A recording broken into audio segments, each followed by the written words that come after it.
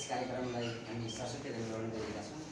अब हामी शुभकामना तथा बधाईका शब्दगुच्छाहरू राखिदिनको लागि नेपाल पत्रकार महासङ्घका निवर्तमान सहसचिव गोकर्ण पौडेल माननीय देवराज विश्वकर्माज्यू दलित आयोगको अध्यक्षमा नियुक्त हुनुभएकोमा जुन बधाई तथा भेटघाट कार्यक्रम आयोजना गर्नुभएको छ, यस कार्यक्रमका अध्यक्ष अरू उद्योगहरूसँग भन्दा हामी फरक गरौँ भन्न चाहन्छौँ। हामी पूर्व सल्लाहकारहरूको तर्फबाट पनि त्यसै बाहेक अरूलाई उनीहरूले स्वागत सम्मान हामीले सुन्न सक्दैनौँ। त्यो बाहेक अरूलाई उनीहरू गर्दै गर्दैनौँ। तर हामी चाहिँ हामीसँग सम्बन्ध रहेका विभिन्न व्यक्तिहरूलाई चाहिँ सम्मान गर्दै आएका छौँ। एउटा नयाँ हो, हामी सानो छौँ, हामी सीमित क्षेत्रमा छौँ, तर हामी नयाँ गर्छौँ अरूभन्दा, त्यसमा हामी गर्व गर्छौँ। त्यसका लागि म धेरै धन्यवाद दिन चाहन्छु। तपाईँले यो राम्रो कुराको सुरुवात गर्नुभएको छ। यो सुरुवात जिल्लाका अरू उद्योगहरूसँग गरेको देखिँदैन, त्यस्तो पाइँदैन। तपाईँहरूलाई लाग्छ हामीले सानो गर्दै गर्दा तपाईँले नयाँ गर्नुभएको छ, त्यसकारण राम्रो गर्नुभएको छ। धेरै धेरै धन्यवाद। हाम्रै गाउँठाउँको व्यक्ति, हाम्रै संस्थाको संस्थापक सल्लाहकार, जुन संस्थालाई जन्माउनका लागि उहाँको अत्यन्तै ठुलो भूमिका रह्यो, तुलनै गर्न नसकिने अतुलनीय योगदान रह्यो भन्न म चाहन्छु। उहाँ आज हाम्रो चाहिँ यो दलित आयोगको अध्यक्ष बन्नुभएको छ। हामी 77 जिल्लाको लागि एउटा चाहिँ महत्त्वपूर्ण कुरा अझ हामी दाङवासी र बिजोरीवासीका लागि अझ गर्व गर्ने कुरा है। हामी गाउँठाउँमा जाँदाखेरि पनि हाम्रो परिचय फेरेको छ होइन। उहाँ चाहिँ दलित आयोगको अध्यक्ष हुनुहुन्छ नि, वहीँको हो त्यहाँ व्यक्ति भन्ने भन्नुहुन्छ। जस्तो हामीले चिनिने आधार अथवा हामीलाई चिनिने आधार पनि उहाँ बन्नुभएको छ। त्यसका लागि पनि धेरै धेरै धन्यवाद दिन चाहन्छु। खास गरी उहाँ रहँदै गर्दाखेरि होइन हाम्रो नजिकको हुनुहुन्छ, जो आफ्नो रहन्छ त्यसबाट त्यो वस्तु अथवा उहाँसँग अथवा जेसँग पनि आफूसँग जो नजिक रहन्छ उसँग धेरै अपेक्षा पनि रहन्छ। हामी उहाँसँग धेरै नजिक छौँ। यी संस्थाको संस्थापक हुनुहुन्छ। हामीले हजुरसँग धेरै हाम्रा अपेक्षाहरू हुन सक्छन्। तपाईँसँग पनि सीमित साधन स्रोत हुन सक्छन्। तपाईँको सानो वचनले, तपाईँको सानो सहयोगले, तपाईँको एउटै वचनले यहाँ चाहिँ ठुलो सहयोग हुनसक्छ। त्यसले तपाईँले भनेको एउटा कलले, तपाईँले भनेको एउटा वचनले या त्यो एउटा यहाँ बस्ने एउटा व्यापारीको ठुलो कल्याण हुनसक्छ। यसलाई चाहिँ तपाईँले चाहिँ अगाडि बढाइदिनु होला भन्न चाहन्छु। र फेरि पनि तपाईँले खै पनि तपाईँले केही रणनीतिहरू अगाडि ल्याउनु भएको छ, ती रणनीतिहरू हाम्रा लागि के छन् कि त्यसको बारेमा पनि तपाईँले बताइदिनुहुनेछ। र फेरि पनि उद्योग वाणिज्यको तर्फबाट तपाईँलाई धेरै धेरै स्वागत तथा बधाई ज्ञापन गर्दै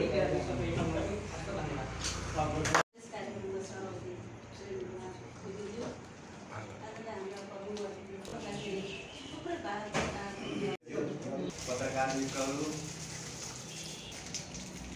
यो संस्थालाई जन्म दिँदा धेरै दुःख कष्टहरू गरियो। व्यक्तिहरू लागेर धेरै दुःख गरेर यो संस्थालाई जन्म दिइयो। सम्पूर्ण व्यवसायीको साथ र सहयोग कारणले गर्दा उहाँलाई म समाज त्यतिखेर पनि हामीलाई ठुलो सहयोग गर्नुभएको थियो। उहाँले त्यो महोत्सवमा त्यो एउटा विकट ठाउँमा एउटा चुचुरोमा गएर हामीले महोत्सव लगाउन सफल भएका थियौँ। त्यो देन पनि उहाँको ठुलो देन छ। त्यति मात्र होइन, सुदै रामेश्वर शिवालय मन्दिरमा 48 लाख रुपैयाँ हामीले सङ्कलन गरेका थियौँ। त्यतिखेर देवराजका निकै सक्रिय भूमिका थियो। त्यतिखेर पनि तपाईँ हामीलाई अवगत नै छ, थाहा नै छ। त्यस कारणले भन्न रुचाउँछु, धेरै समाजका कुराहरू, समाज विकासका कुराहरूमा बाटोघाटो यताउता समाजमा धेरै काम। पहिलो महोत्सव बिजोडीमै महोत्सव लगाउँदाखेरि पनि उहाँले धेरै सहयोग गर्नुभयो। फोन मार्फत एकदम साँझ राति दिउँसो जतिखेर समस्या कहाँनिर छ के छ भनेर उहाँले बारम्बार झस्काइरहनुहुन्थ्यो। तैपनि उहाँको जन्म पर्नुभएको थियो, तर उहाँले कहिले पनि हामीसँग त्यस्ता गुनासो कहिले पनि सम्झना गरेनौँ, कहिले पनि सम्झेनौँ। तर कहिले पनि उहाँले उद्योग वाणिज्य सङ्घप्रति गुनासो गर्नु भएन। आज उद्योग वाणिज्य सङ्घले एउटा सम्मान कार्यक्रम भएको निकै खुसी लाग्यो। संस्थापकहरूलाई कार्यक्रमहरू अबका दिनहरूमा पनि उद्योग वाणिज्य सङ्घले सञ्चालन गरोस्, सिक्दै जाओस् भन्ने म शुभकामना दिन चाहन्छु। देवराज विक आज नेपाल अधिराज्यभरि 77 वटा जिल्लाको अध्यक्ष हुन पुग्नु भएको छ। यो एउटा बिजोडीको मात्रै होइन, नेपाल अधिराज्यको यो बिजोडीको मात्रै नभई यो सम्पूर्ण दाङ जिल्लाको पनि गौरवको कुरा हो। सक्नुपर्छ। अबको यो अहिलेको यो देवराजीको अध्यक्षता भएको यो कार्य समिति, यो एउटा समितिले फेरि सक्रिय भूमिका पनि थुप्रै समस्याहरू छन्। दलित र गैर दलित मात्र होइन, दलितभित्र पनि धेरै समस्याहरू छन्। दलितभित्र पनि छुवाछुत हुने क्रियाकलापहरू चल्ने गर्छ। त्यस्ता ती कुप्रथाहरूलाई पनि उहाँले चिर्नुहुनेछ भन्ने मैले शुभकामना दिनेछु। र अर्को कुरा, विगतका कुराहरू पहिले आजभन्दा 30-40 पछिल्लो पीडा, यो पछिल्लो पिँढीले चाहिँ बिर्सिसकेको छ। हाम्रो पुस्ताले यो छुवाछुत भन्ने कुरो बिर्सिसकेको छ। तर कतै कता अझ पनि मैले मेरै घरको कुरा गर्नुहुन्छ भने मेरो बुवा आमालाई यो छुवाछुतको कुनै पनि प्रभाव पर्दैन। तर हजुरआमा हजुर बुवाहरू हुनुहुन्छ, 80 भयो भने मैले सहयोग खानु नदी पनि हजुरआमाले पकाउने, हजुरबुवाले खाने, हजुरबुवाले त्यस्तो समस्या पनि छ गाउँघरमा। त्यो समस्यालाई यो दलित आयोगले उद्योग वाणिज्य सङ्घका द्वारा आज उहाँको आशा र भरोसा र उहाँमाथि एउटा आशा गर्ने ठाउँमा पुग्नुभएको छ। नेपाल सरकारको 2077 मार्च 21 गतेको मन्त्री परिषदको बैठकले उहाँलाई एउटा अत्यन्त महत्त्वपूर्ण जिम्मेवारी सुम्पिएको छ। यो जिम्मेवारीलाई उहाँले अत्यन्त आफ्नो बुद्धि र विवेक लगाएर गर्नुहुनेछ र आफ्नो कार्यकाल यहाँको सफल पार्न सक्नुहुनेछ भन्ने हामीले आशा र अपेक्षा लिएका छौँ। र म बिजुली उद्योग वाणिज्य सङ्घको पूर्व अध्यक्षको हैसियतले यहाँको कार्यकाल अत्यन्त सुखमय होस् भन्ने कुरा राख्न चाहन्छु। पूर्वोक्त मित्रहरूले धेरै कुरा भनिसक्नु भएको छ। हाम्रो समाज हाम्रो पालामा आइसक्दा त अब दलित र गैर दलितको हिसाबले हामी केही पनि मान्दैनौँ। स्वयं देवराजजी मेरो घरको कोठादेखि 6 सम्म पुग्नुभएको छ। त्यस्तो हामीलाई केही पनि लाग्दैन। तर मुकेशजीले अघि भर्खर निवर्तमान अध्यक्षले भन्नुभयो, उहाँको हजुरबुवालाई आफ्नै नातिले छोराले पकाएको पनि त्यस्तो खान इच्छा लाग्दैन। स्वयं बुढाबुढीमा मात्रै चल्छ भने हो। यस्ता केही हामीहरू बिच समस्या छन्। ती समस्याहरूले हामीलाई कता कता उथुल पारिरहेको छ। केही हाम्रा त्यस्ता परम्पराहरू पनि छन्। ती परम्पराले पनि हामीलाई अप्ठ्यारोमा पारेको छ। हामीले आफैले जन्माएको आफैले हुर्काएको छोरीलाई पनि विवाह गरेर पठाइसक्यौँ भने हामीले आफ्नो कुलदेवताको नाममा त्यो कोठामा पठाउन दिने हामीहरूको सबैका प्रचलनहरू छन्। यसैले यस्ता कुरालाई लिएर धेरै यो अवहेलना गर्यो अथवा दलित भएकै नाममा हामीलाई अवहेलना गर्यो भनेर त्यसलाई बुझ्न हुँदैन। आज बिजुली उद्योग वाणिज्य सङ्घले धेरै आशा र अपेक्षा गरेको छ भन्ने पूर्वोक्त मित्रहरूले कुरो उठाउनुभयो। हामीले आशा र अपेक्षा गर्नुभन्दा देवराज विश्वकर्मा यो उद्योग वाणिज्य सङ्घको जननी हो, आमा हो। उहाँले सायद उहाँको बल बुद्धि र विवेकले भ्याएसम्म र उहाँले जति गर्न सक्नुहुन्छ आफ्ना सन्तानलाई नगरौँ भन्ने कोही हुँदैन। त्यसैले उहाँले धेरैभन्दा धेरै गर्नुहुनेछ भन्ने मैले आशा र अपेक्षा राखेको छु। र त्यहाँनिर 4वटा 5वटा बोर्डहरू छन्, संस्थापक पदाधिकारीदेखि लिएर अहिलेको वर्तमान पदाधिकारीसम्म। हाम्रो बिजुलीको सन्दर्भमा अहिले देवराज विश्वकर्मा पुगेको ठाउँमा सायद ती बोर्डका नामहरू कहिले पुग्छन् कि पुग्दैन। त्यसैले पनि यदि बिजुली उद्योग वाणिज्य सङ्घले यो बेलामा केही अवसर पाएन भने यी नामहरूले यो ठाउँ ओगट्न पाउला नपाउला, सबैमा पालो आउला नआउला। त्यसकारण पनि हामीले अवश्य अब एउटा आशा राख्नु मात्रै नभएर हामीले प्राप्त गर्नेछौँ भन्नेमा म विश्वस्त छु।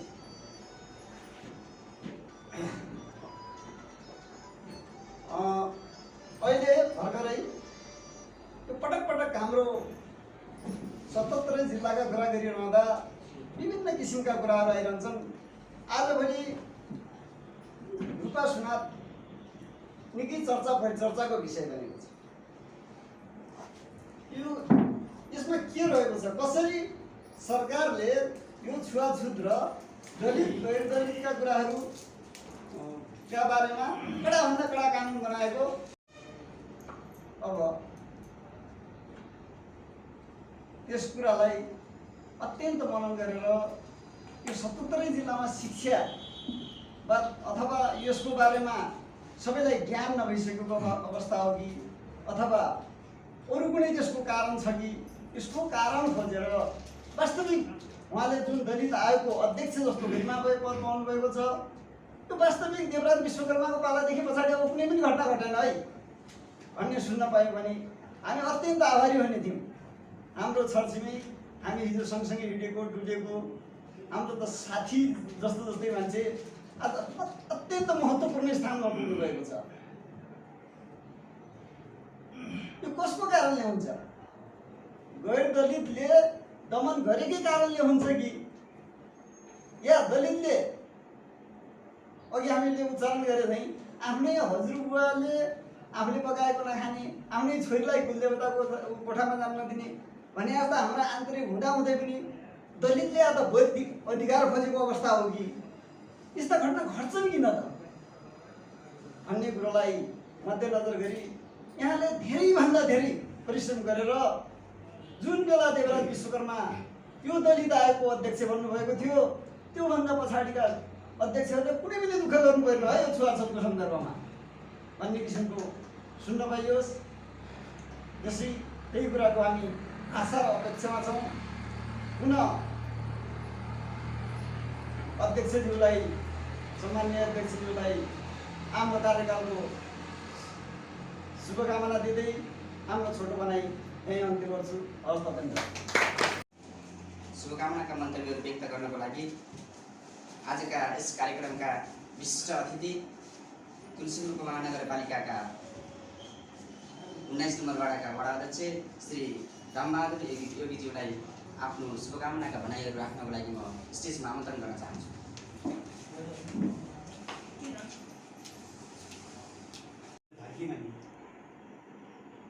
अब देवराजीको चर्चा गर्दाखेरि त मलाई त धेरै गरिसाध्य पनि छैन, किनभने चाहिँ हामी एकैसँग राजनीति गर्ने, एकैसँग घुम्ने, एकैसँग खाने, एकैसँग भोजन गर्ने, कहाँ जाने के गर्ने त्यो हाम्रो परम्परा नै थियो।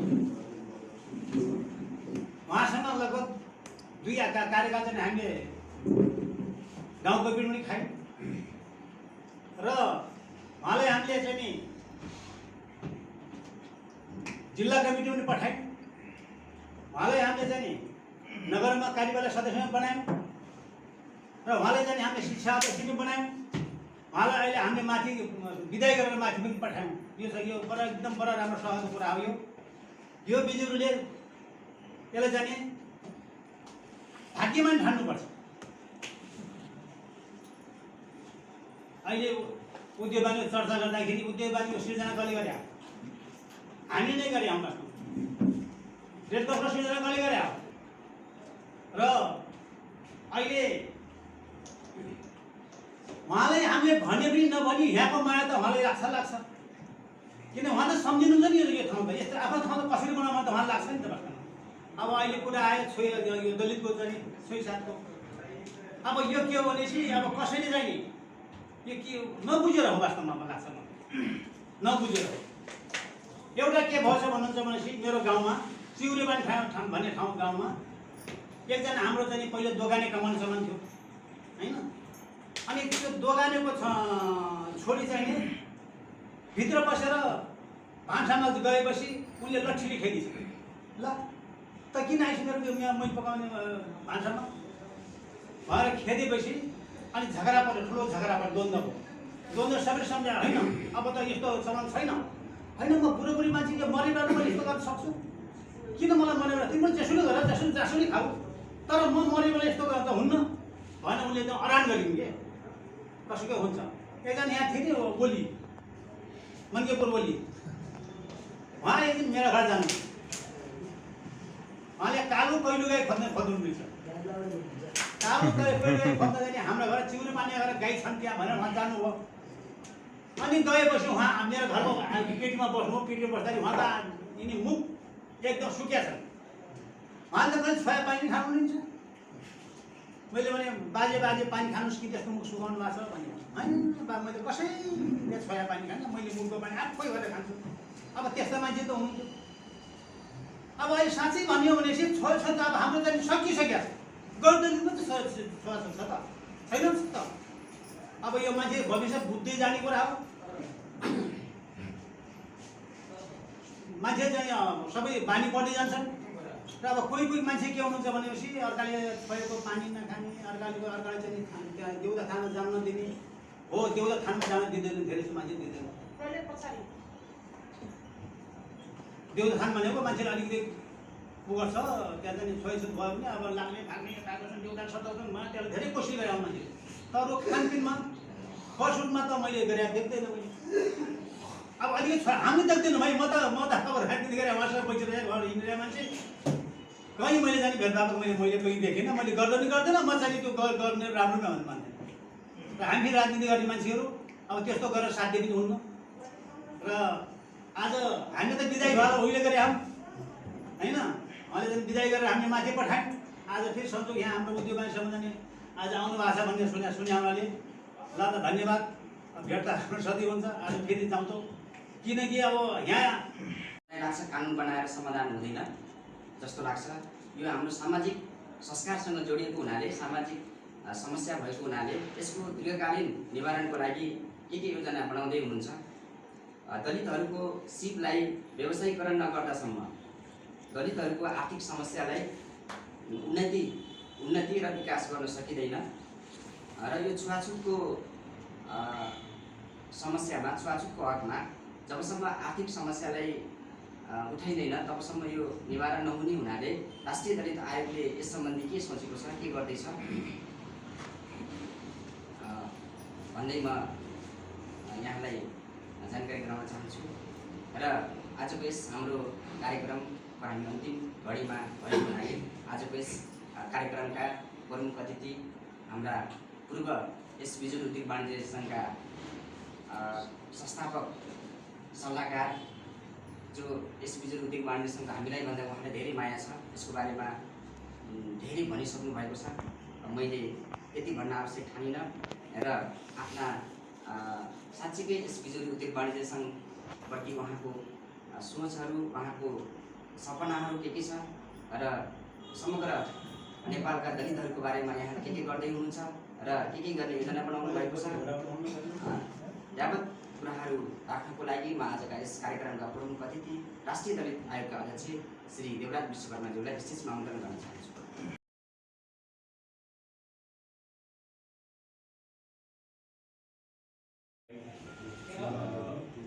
मेरो व्यक्तिगत तर्फबाट म रहेको एउटा आयोग, संवैधानिक आयोग, राष्ट्रिय दलित आयोगको तर्फबाट यहाँ सबैलाई हार्दिक न्याय व्यक्त गर्न चाहन्छु। आज निकै खुसीको अनुभूति मैले गरेको छु।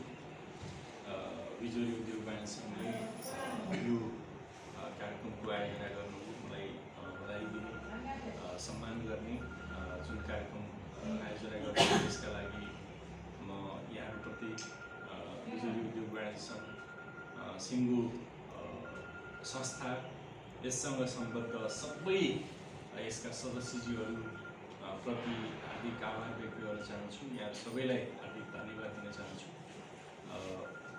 मेरो फोन बजिरहेको छ। यो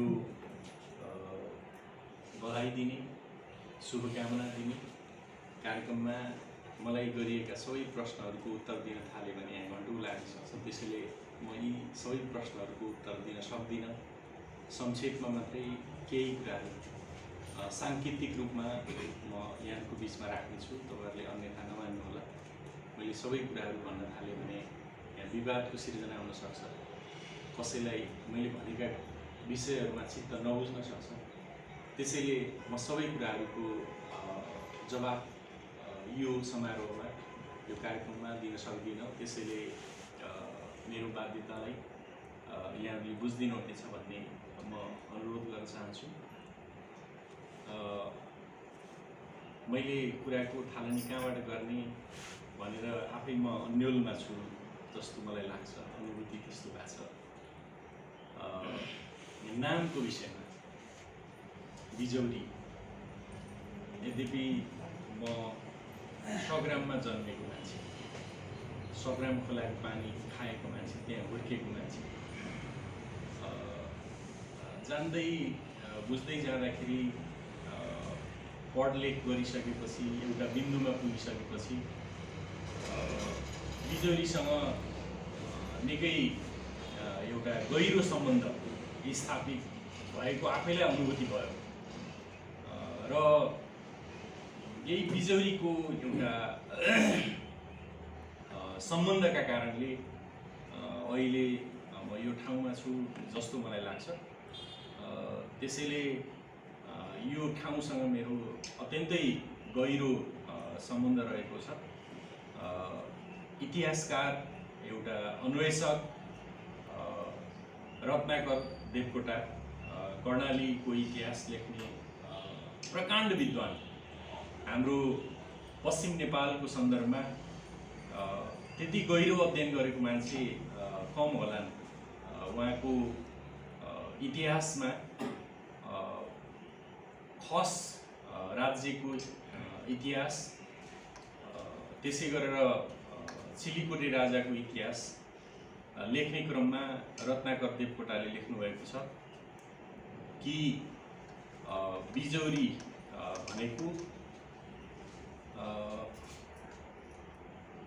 बिना जोडीको अथवा जोरीको शब्द, जोरी शब्दको अर्थ जोडा भएको र बिजोरी शब्दको अर्थ जोडा नभएको,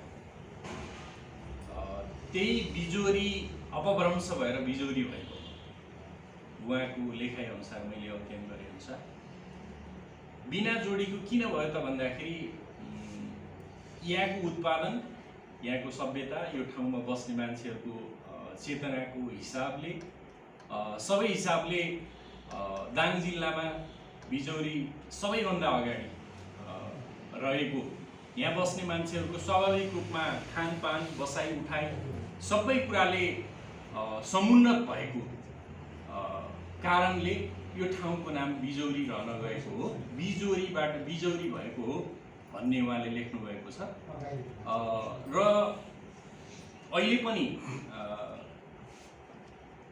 देशमै हामी नमुना छौँ भन्ने पनि मलाई लाग्छ, किनभने शिक्षाको हिसाबले नेपाल संस्कृत विश्वविद्यालय, पहिलेको महेन्द्र संस्कृत विश्वविद्यालय यो ठाउँमा छ र अहिले दोस्रो दर्जा, तेस्रो दर्जामा यो संस्कृत विश्वविद्यालयलाई झारिए तापनि, त्यस्तो खालको मान्यता दिए तापनि यो त्रिभुवन विश्वविद्यालयभन्दा अगाडिको, त्यो विश्वविद्यालयभन्दा राम्रो नेतृत्व गर्न सक्ने विश्वविद्यालय हाम्रो ठाउँमा छ। त्यसकारणले पनि त्यो विश्वविद्यालय स्थापना गर्न सक्ने सामर्थ्य कसरी प्राप्त भयो त भन्दाखेरि यहाँको उत्पादन राम्रो भएको कारणले यहाँका मानिसहरूको त्यो सोच बदलियो। सोच बदलिसकेपछि मान्छेले नयाँ नयाँ कामहरू गर्छ, नयाँ नयाँ खालका अनुसन्धानहरू गर्छ, विचार विमर्श गर्छ। त्यसकारणले यो ठाउँ को एउटा अग्रस्थान रहन गयो दाङ जिल्लामा र नेपालकै हिसाबले पनि यो ठाउँलाई एउटा सम्मानको दृष्टिकोणले हेर्ने खालको त्यस्तो अवस्था छ भनेर मैले यो नामको विषयमा यति कुरा राख्न चाहन्छु। त्यसपछि विकास निर्माण लगायतका कुराहरू जो साथीहरूले यहाँ जोड्नु भएको छ, म खास गरी पार्टीको नेतृत्वमा आएको, म विद्यार्थी, त्यसपछि तल्ला कमिटीमा त पहिले पनि थिएँ। 47-46 सालको अन्तिमतिरदेखि म कुनै न कुनै ढङ्गले राजनीतिमा छु र 55 सालदेखि म प्रत्यक्ष राजनीतिमा छु। भनौँ पार्टीको नेतृत्वमा, बिजौरीको मुख्य नेतृत्व अथवा गाउँ कमिटीको सचिव अथवा गाउँ कमिटीको अध्यक्ष प्रमुख भूमिकामा भएको कारणले गर्दाखेरि मैले भूमिका खेल्न सक्ने अवस्थाको निर्माण भयो र त्यो भूमिकाको कारणले विभिन्न खालका अगुवाई गर्ने अवसर प्राप्त भयो। त्यो तपाईहरुको सहयोग नै हो। तपाईहरुले मलाई समर्थन नगरेको भए तपाईहरुले देवराजले यो काम गर्न सक्छ भनेर विश्वास नगरेको भए मैले त्यो भूमिका खेल्न सक्ने थिएन।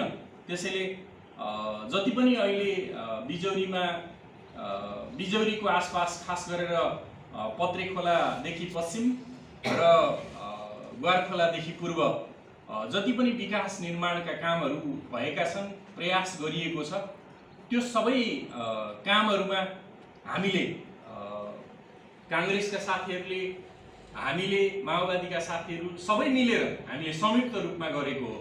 त्यसमा मैले मात्रै गरेको अथवा हाम्रो पार्टीले मात्रै गरेको हो भनेर म भन्दिनँ।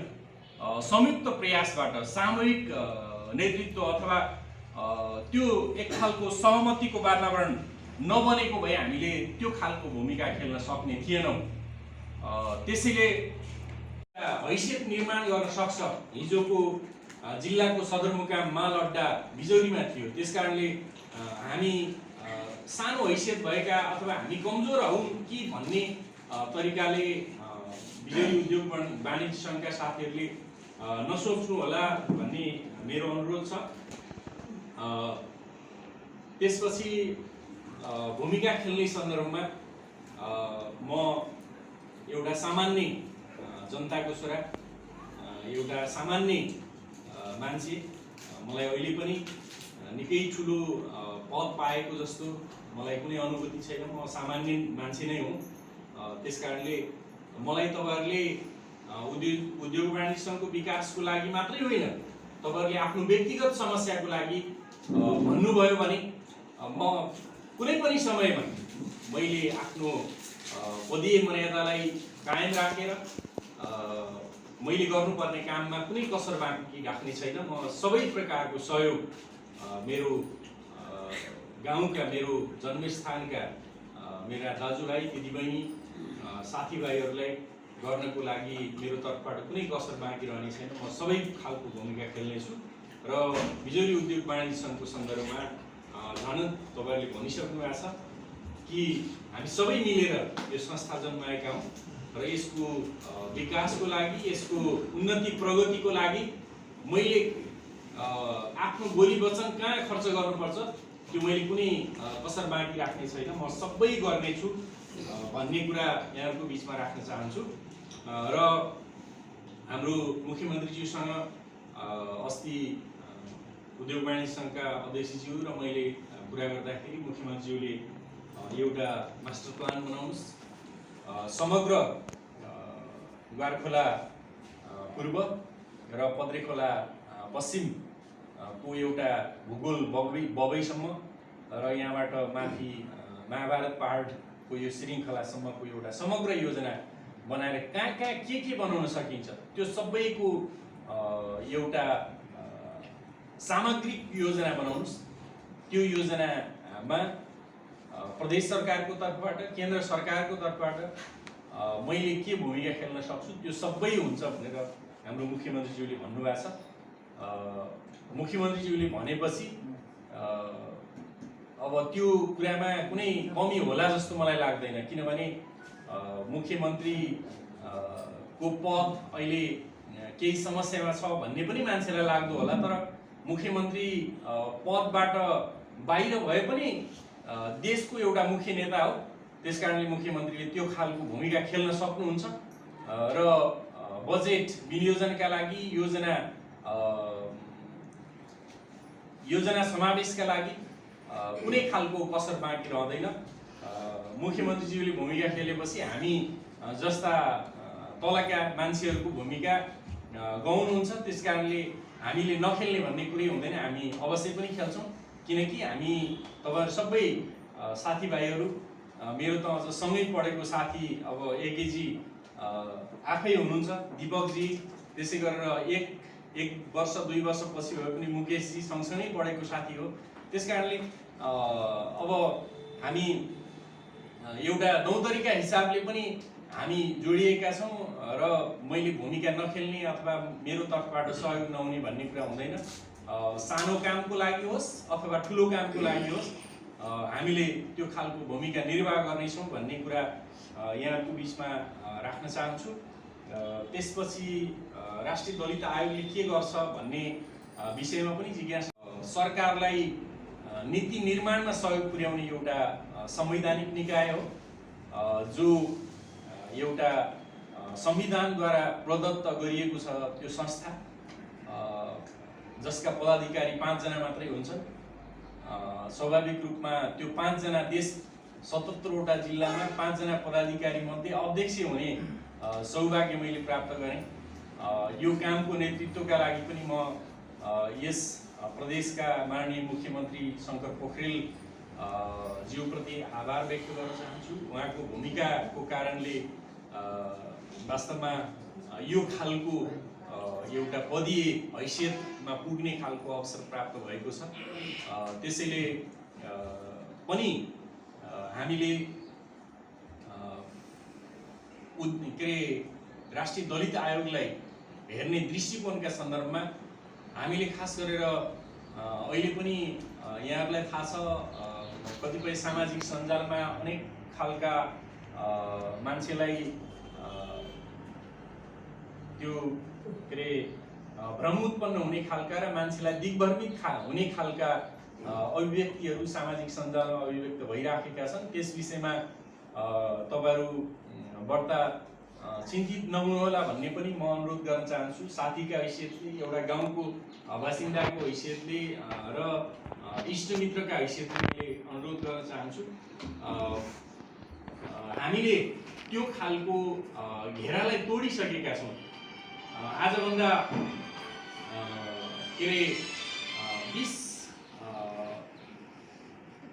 करिब 24 वर्ष अगाडि नै यस गाविसमा हामीले नेपाली समुदायको मान्छे, दमाई समुदायको मान्छेलाई गाविस अध्यक्ष बनाइसकेको हो। त्यसैले यो क्षेत्र त्यो समस्याबाट, त्यो मारबाट पृथक छ, अगाडि बढिसकेको छ। त्यसैले हामीले धेरै चिन्तित भइहाल्नु पर्ने कुरा छैन। यद्यपि अघि मुकेशजीले भने जस्तै केही समस्याहरू व्यक्तिमा हुन सक्छन्, ती समस्याहरू पनि बिस्तारै बिस्तारै हल गर्दै जाने हो र हाम्रो पुस्ताका मान्छेहरूले यसलाई अलि प्राकिलो ढङ्गले सोच्नुपर्छ र दलित आयोगले दलितका विषयमा मात्रै कुरा गर्छ कि भन्ने मान्छेहरूलाई लाग्दो होला। यो देशको एउटा अधिकार सम्पन्न निकाय हो, त्यसकारणले दलित गैर दलित सबैका लागि यसले काम गर्ने हो। त्यसैले यो जुन समस्या छ देशको समस्या हो। एउटा मान्छे उपेक्षित हुनु, एउटा मान्छे अपमानित हुनु र एउटा मान्छेले त्यो मान्छेको मानमर्दन गर्नु अथवा त्यो मान्छेको हेलाउँचो गर्नु हरेक हिसाबले हामी असभ्य बन्ने खालको कुरा हो। यो जातीय छुवाछुतको कुरा, भेदभाव गर्ने कुरा। त्यसकारणले यो गर्न हुँदैन भनेर हामी सबै सचेत नागरिकले सिकाउनुपर्छ, बुझाउनुपर्छ। अमुक अथवा कुनै पदमा भएको मान्छेले गर्ने कुरा होइन, सबै सचेत मान्छेहरूको दायित्वको कुरा हो, सबै सचेत मान्छेहरूको कर्तव्यको कुरा हो। त्यसैले हाम्रो यो कर्तव्य होइन कि अथवा हामीले यस विषयमा केही काम गर्नु पर्दैन कि भनेर कसैले सोच्नु हुँदैन। राज्य भनेको हामी सबै हो, प्रत्येक नागरिक राज्यको अंश हो, सबै जनता राज्य हो, भूगोल मात्रै राज्य होइन। त्यसकारणले यस विषयमा सबै साथीहरूलाई सकारात्मक भइदिन, सकारात्मक ढङ्गले यो विषयमा सोच्दिनको लागि म अनुरोध गर्न चाहन्छु। हाम्रो धर्मशास्त्र अथवा हिन्दू सभ्यता, म त संस्कृत पढेको मान्छे पनि, त्यसकारणले हाम्रो हिन्दू सभ्यताभित्र कहीँ पनि जातिपाती प्रथाको कुरा छैन। केही पण्डितहरूले आफ्नो खेतीपाती चलाउनका लागि यस्तो खालको व्यवस्था गरेका छन्, मान्छेलाई विभाजित गर्ने। कोही मान्छेले जनै लगाएर ठुलो देखिने, कोही मान्छेले जनै नलगाएर सानो देखाउने, त्यो केही स्वार्थी नीच खालका मान्छेहरूले सुरुवात गरेको कुरा मात्रै हो। यसमा कुनै सत्यता छैन। वेदमा कहाँ छ भेदभाव? गीता, रामायण, महाभारतमा कहाँ छ भेदभावको कुरा? यो संहिता, त्यसपछि स्मृति, पुराणहरूमा लेखिएका कुरा त्यो धेरै पछिको कुरा हो, धेरै पछिको कुरा हो र त्यो स्वार्थीहरूले गरेको कुरा हो। त्यसमा कुनै सत्यता छैन। तपाईहरु पुराण पढेर दिग्भ्रमित नहुनुहोला भन्ने पनि मेरो अनुरोध छ। पुराण वाचन गरेर मान्छेलाई अहिले विभिन्न ढङ्गले भ्रममा पार्ने र फलानो भन्दा फलानो ठुलो हो, फलानो भन्दा फलानो सानो हो भनेर देखाउने खालको जुन प्रक्रिया पद्धति भइराखेको छ, त्यो स्वार्थी नीच मान्छेहरूले गरेको काम हो। त्यसलाई सत्य नठान्नु होला। हाम्रो सभ्यता भनेको, हाम्रो संस्कृति भनेको वेद हो, गीता हो, महाभारत हो। त्यस कारणले सबै धर्महरूको र आउँछ हिन्दू धर्म अघि हाम्रो के अरे बालकृष्ण रेग्मीले भनिसक्नु भएको छ, सर्वे भवन्तु सुखिनः। सबै मान्छे तब मात्रै सुखी हुन्छन् त्यहाँ कुनै मान्छेको मानमर्दन हुँदैन, कुनै मान्छेको अपमान हुँदैन, कुनै मान्छेलाई भेदभाव गरिँदैन। त्यसबेला मात्रै सर्वे भवन्तु सुखिनःको एउटा श्लोक सार्थक हुन सक्छ। त्यस कारणले हामीले यस्तो ठान्न हुँदैन कि कोही मान्छे अपमानित भएको भई, कोही मान्छे किनारामा परेको परि, कोही मान्छेलाई भेदभाव भइराखेको भइराखे भएर सर्वे भवन्तु सुखिनः हुन सक्दैन। र सबै धर्म र हिन्दू धर्म विशेष गरी यसको सार भनेको परोपकार पुण्याय पापाय परपीडनम। अरूलाई अकल्याण गर्नु भनेको पाप हो र अरूको कल्याण हुने काम गर्नु भनेको धर्म हो। हाम्रो गीताले यस्तो भनेको छ भने हामीले अरूलाई अपमानित गरेर, अरूलाई भेदभाव गरेर अथवा छोइछिटो गरेर त फलानु जातको मान्छे होस् त यस्तो होस् उस्तो होस् भनेर भन्नु भनेको त्यो धर्म हो? त्यो त पाप हो, सरासर ऊ नर्कमा जान्छ धर्मको एउटा परिभाषाकै हिसाबले भन्ने हो भने। त्यस कारणले म यो विषयमा यति कुरा राख्न चाहन्छु र राष्ट्रिय दलित आयोगले खास गरेर सरकारलाई दलित समुदायहरू पछाडि परेका छन् आसन ग्रहण गर्नुभएका अध्यक्ष प्रेमनाथ योगीज्यूलाई आज कार्यक्रम समापन गर्ने अनुरोध गर्दै म कार्यक्रम सञ्चालक प्रेम बहादुर बिदा हुन चाहन्छु। कुनै पनि गल्ती कमजोरी भएको भए यहाँहरूले आफ्नै भाइ छोरा चेला सम्झेर माफ दिनुहुनेछ। हवस् त, धन्यवाद। स्वागत कार्यक्रममा गर्नुको अतिथि विशिष्ट 19 नम्बर वडा अध्यक्ष र सल्लाहकारज्यूहरू र संस्थापक कोषाध्यक्ष, संस्थापक उपाध्यक्षहरू र हाम्रो कार्य समिति साथीहरू र पत्रकार साथीहरू र हाम्रो व्यवसायी र हाम्रो उद्योग साथीहरू एकदम कोही आज यस स्वागत कार्यक्रम आउनुभएकोमा सबैलाई धन्यवाद दिन चाहन्छु। र